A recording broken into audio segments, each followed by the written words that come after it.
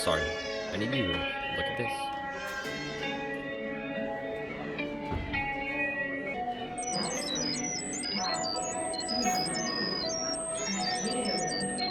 I'm picking up some unusual entity data on one of these seeds.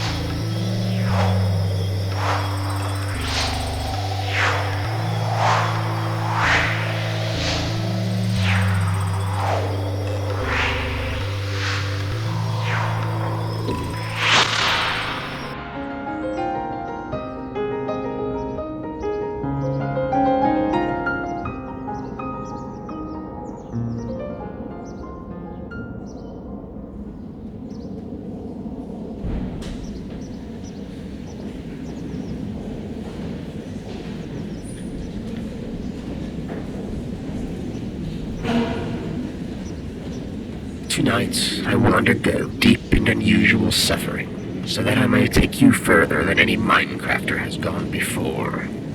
The innermost truth, the very soul, will be laid bare before your eyes, and you may be the judge. Above me is a specialized camera that will capture the intricacies of the operation, and on the screen before you now we are joined by my friend and mentor, Baptist. Hello. Who will be stepping in during those moments in which my speaking faculties are disabled by the nature of the procedure. Yes, tonight the surgeon and the patient are one and the very same.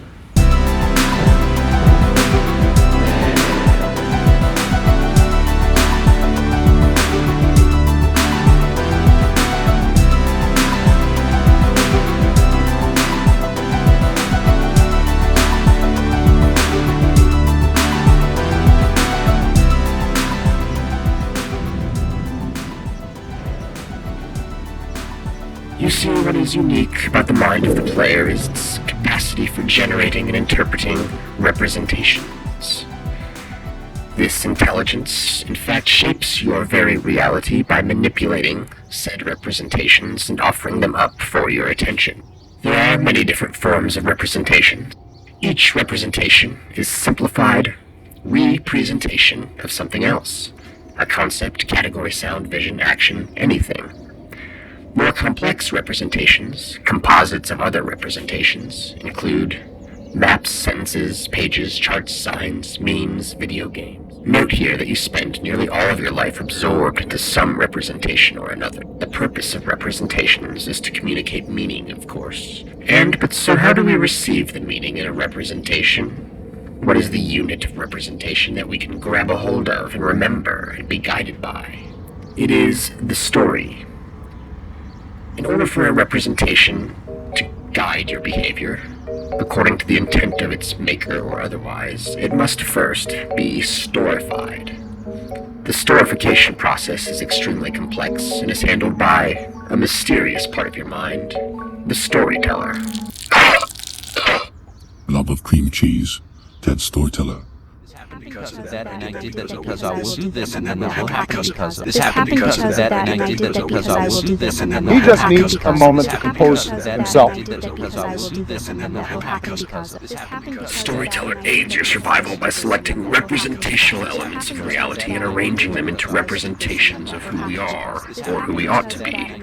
Identities. See, we feel that we need something simpler so that others can grip on to who we are easily, and so that we can maintain expectations and standards about how we expect to be treated by others. A kind of object that makes quick sense of our stories. Identities are social constructions that provide a contextual architecture for our many stories. Identities are built with beliefs. Beliefs are prevailing patterns of thought. Thoughts that we have so often that they become automatic. These include beliefs we have about ourselves. Ted, it ought to be asked, What are your intentions with all of this? You've had the kind of feeling before. I'm kind of just playing with the limits of... Our world increasingly demands total preoccupation with the approval of others. Notice how much time and energy you spend and are encouraged to spend in judgment of others. If, for example, our storytellers become hijacked by a culture of judgment and work 24/7 with a loud and frantic devotion to gaining and holding the approval of others, then our identities become so glued to the tips of our tongues that we confuse the representational story of what we are, in this case twisted and bent to seek approval, with the reality of who we are. We stare straight through reality, and it stares straight back through us. We believe in the shadows flickering on the wall and so never step outside of the cave. It isn't only self-identity that the storyteller defines. The world as you think you know it is just configurations of representations that you've encountered. When someone refers to the world as in the whole wide world and everyone in it, on one hand that seems really important. We must save the world, we must put an end to suffering, we must change the world.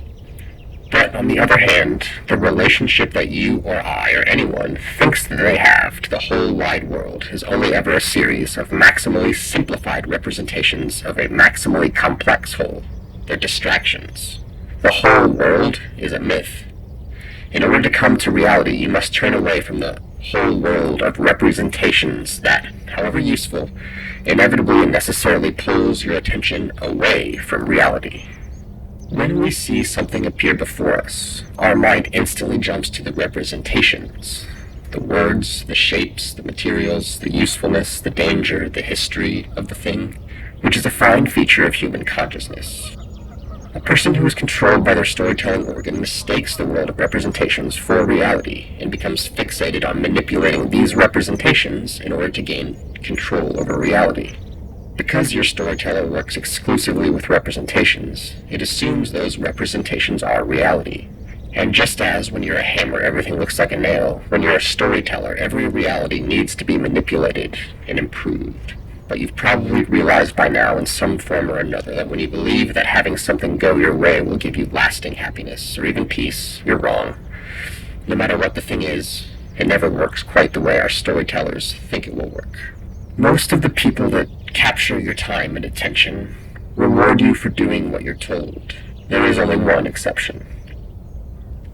People everywhere, the technocracy, so not bad people, just people, are fundamentally selling you on the idea that yourself, your life, is not good enough, but that it can be if you earn or acquire X, Y, or Z. Some such disciples are obvious, advertisements, but some are not. This is the advertising meta for anything and everything in the economic world. You are not good enough, but will be made better by product or service. The individual will not be made better by products and services, but the good news is that the individual is good enough such as it is, at least for many things. You are good enough, but the human psyche is predisposed to become absorbed and even obsessed with the act of perpetually making progress in our stories. If you become enmeshed in the webs of representations that are laid out for you, you will identify as the representation of what others want you to be.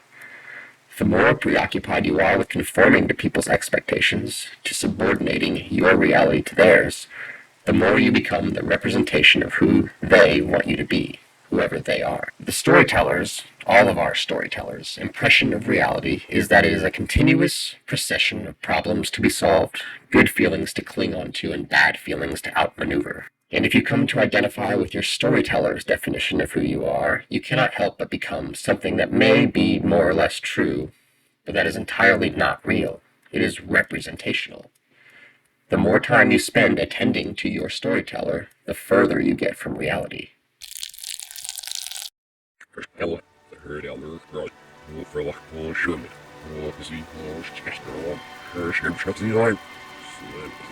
At this point, Ted's language is impaired by the stark encounter with reality. What we see and hear now are the fragments and stories that the storyteller skips over, leaving them in the shadows. It can be quite traumatic, being confronted by one's own darkness. Mr. Zinska is very brave to undergo this procedure publicly. Ted, we should take a break now. I am not who I proclaim myself to be.